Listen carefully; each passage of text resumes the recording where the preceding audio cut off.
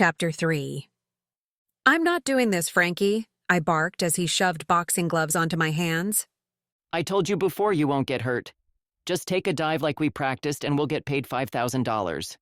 Do you know how many sunsets and margaritas that will buy? Think of sculpted volleyball players glistening with suntan oil and sweat, or toned surfers in skin-tight rubber. We need money for all those sights and sounds. Just get in there and drop as she swings. Make it look real, otherwise we don't get paid. And there'd probably be a lawsuit or two, not to mention you'd look like an idiot. Refresh my memory. How did you get this gig? I'm not a boxer and I'm banned from Lost City Casino. I scanned the Lost City main events room, praying a security guard would spot me and escort me from the premises.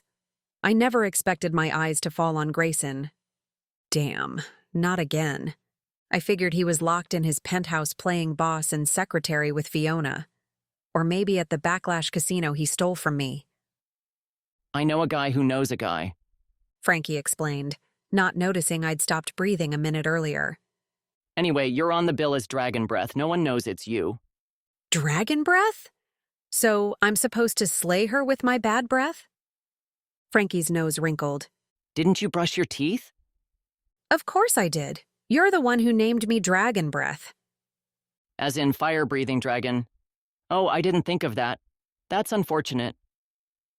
My eyes followed Grayson as he skirted the room to reserved seats. Fiona was barely a step behind. Her aqua dress clung to her perfect body, accenting her fashionably styled strawberry blonde hair and other ample features. "I can't do this, Grayson's here." I fumbled with the gloves. "Get these things off," I demanded in a near shrill.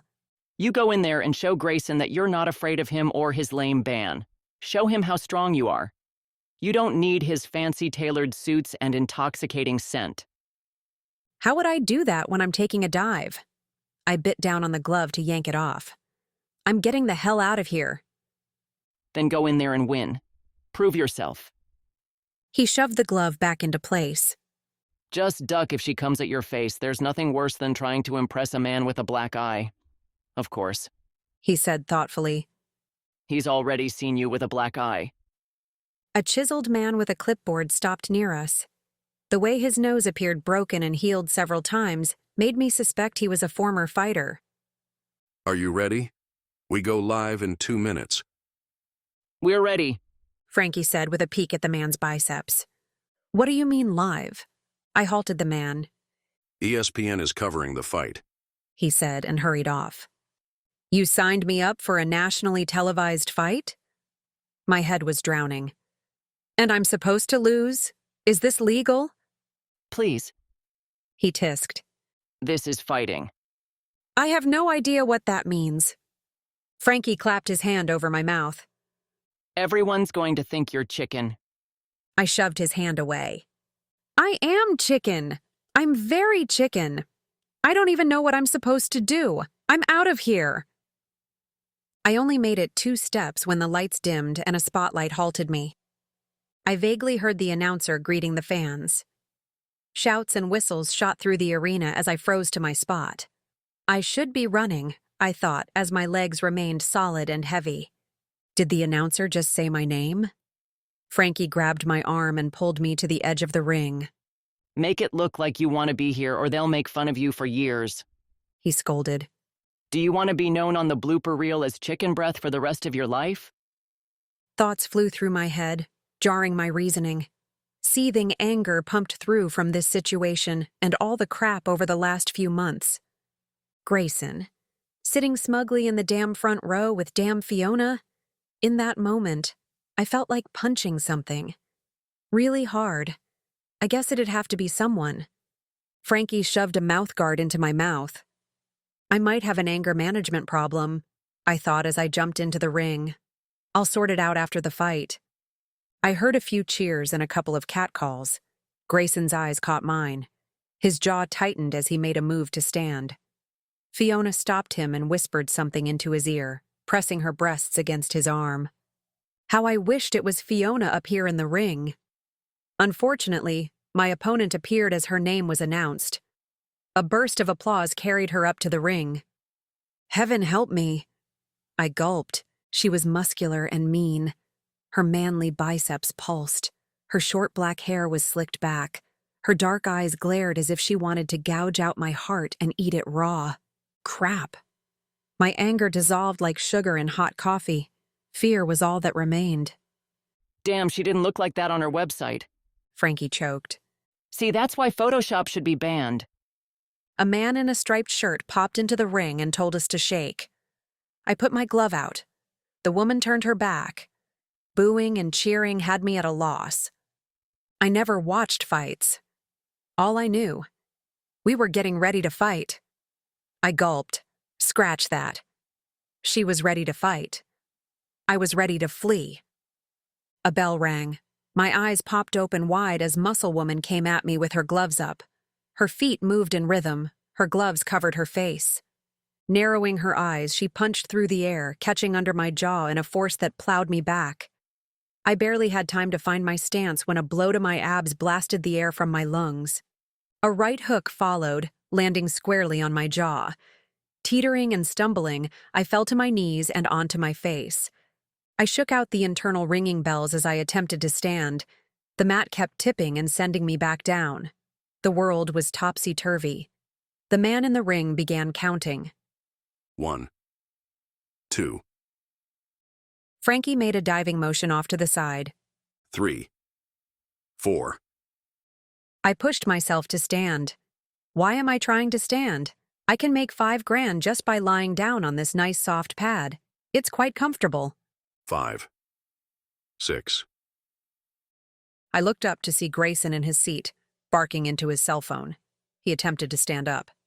Fiona grabbed his arm, keeping him in his seat. She pointed to the cameras that were still recording. 7, 8.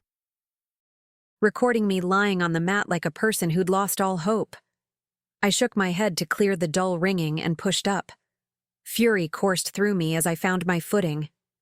I don't know how I'll get through this fight, but it will be a fight. Muscle-bound She-Ra came at me with a jab that whizzed by my ear as I dodged. I didn't know I was capable of dodging, I thought, as I dodged another jab, only to get pounded in the stomach. Wind gusted from my chest. Her lips twisted into a mouth-guard smile. She knew she was beating me? I knew it too. Hell, everyone knew it. The bell rang. She-Ra glared as she strutted to her corner. I limped to mine. Why didn't you stay down? Frankie scolded as I plopped on the stool. He yanked out the mouthguard. I'm sick of giving up. I'm sick of everything. Do you know what happens when a fighter gets knocked in the head too many times? She gets stupid, like brain-dead stupid. A figure moved next to Frankie. What the hell are you doing? Grayson barked. Fiona was at his heels, her lips thinned and pressed. Her eyes were as mean as the fighter's. Get out of the ring. I'm working. What do you care? Have you lost your mind? You're fighting with a woman known for knockouts.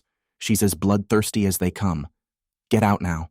I'll find a way to smooth this over. That's what you always do. A dry laugh filled me. Smooth things over and walk away. On to the next project. I'm not your project.